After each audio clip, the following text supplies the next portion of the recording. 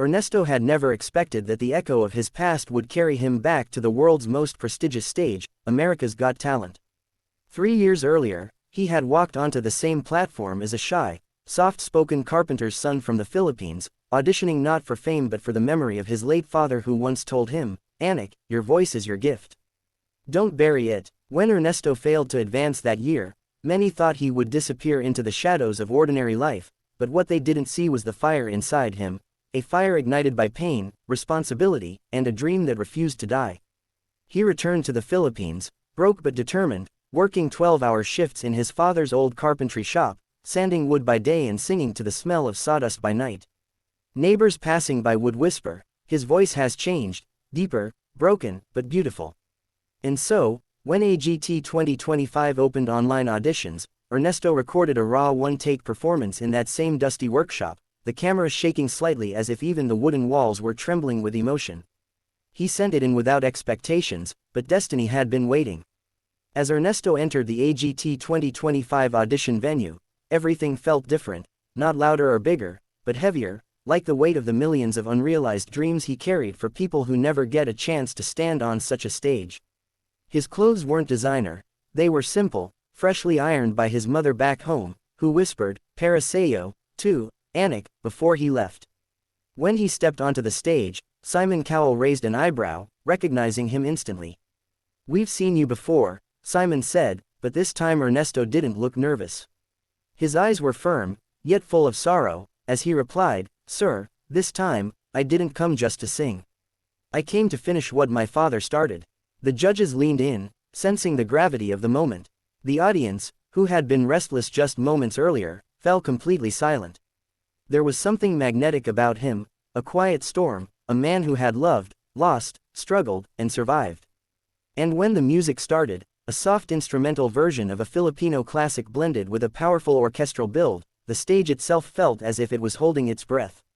Ernesto closed his eyes, inhaled deeply, and sang the first note, a note so haunting that the auditorium froze.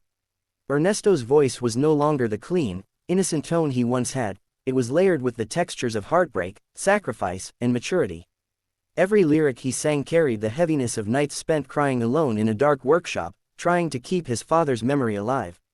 But his voice also carried hope, the hope of a son trying to give his mother a better life, the hope of a Filipino dreamer standing on a foreign stage, and the hope of a man reclaiming his destiny.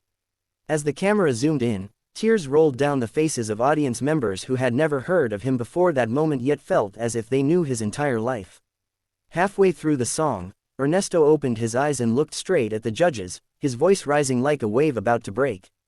The orchestra swelled behind him as if supporting the weight of his emotions. And in that moment, that perfect, fragile moment, everyone could feel the presence of the father he had lost. It was as if Ernesto wasn't just singing to the world, he was singing for someone, reaching across time and memory. His final high note cracked slightly, not because of weakness, but because of truth, the kind of truth no training can teach. When the final note faded into the stunned silence of the auditorium, Simon Cowell did something no one expected. He stood up. Slowly, respectfully, emotionally. His eyes glistened, something that happened only a handful of times in AGT history. "Ernesto," he said, his voice unusually gentle, "I remember you as a good singer. But this was a man singing from his soul." Heidi was already wiping tears, declaring, "This is what AGT is about. Ordinary people with extraordinary hearts." Sophia turned toward the crowd, gesturing wildly as she said, "This is not a performance, this is a story." But it was Howie who summarized what everybody felt. "You didn't just return. You transformed." The audience erupted into cheers that felt like thunder rolling across the theater. Some shouted, "Golden buzzer." Even before the judges could move, Ernesto, overwhelmed, clasped his hands together and bowed, whispering a soft, "Salamat po," knowing his mother was watching from home. But the moment wasn't over yet. Simon looked at the button, then at Ernesto, then at the crowd, and the tension in the room swelled until it felt like the walls were vibrating. Then it happened, the moment that would replay across social media for months.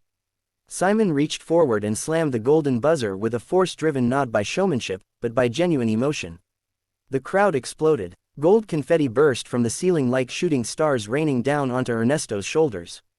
He covered his face, falling to his knees as he cried, not quietly, but openly, like a man finally allowed to release years of grief, pressure, and unspoken dreams.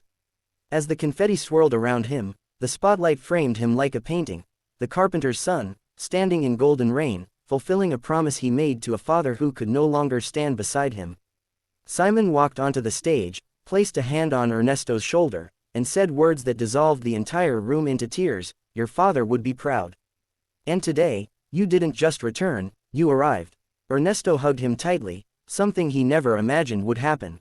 And for the first time in AGT 2025, the golden buzzer felt less like a TV moment and more like a spiritual one, a moment for every dreamer, every immigrant, every son or daughter carrying their parents' sacrifices in their hearts. After the audition, Ernesto's story swept across the internet like wildfire. Reaction videos flooded YouTube, TikTok clips of his high notes hit millions of views within hours, and Filipino communities worldwide claimed him as their pride. Interviews, news outlets, and fan pages celebrated him not just as a singer, but as a symbol of resilience. But Ernesto didn't let the fame distract him. Instead, he dedicated his success to people who worked quietly in the background of life: carpenters, laborers, single mothers, overseas workers, people like his own family. When asked what he hoped to achieve on AGT, his answer was simple: "I want people to remember that even ordinary people carry extraordinary stories." As he prepared for the live shows, he returned to his father's workshop, running his fingers across the same wooden table where he once sanded planks for hours. But now, he wasn't working in silence, he was rehearsing for a world stage. And though his father was gone, Ernesto felt him in every step he took. This wasn't the end of his journey. It was the beginning of a legacy carved from wood, shaped by sacrifice, and polished by the voice of a son who refused to give up.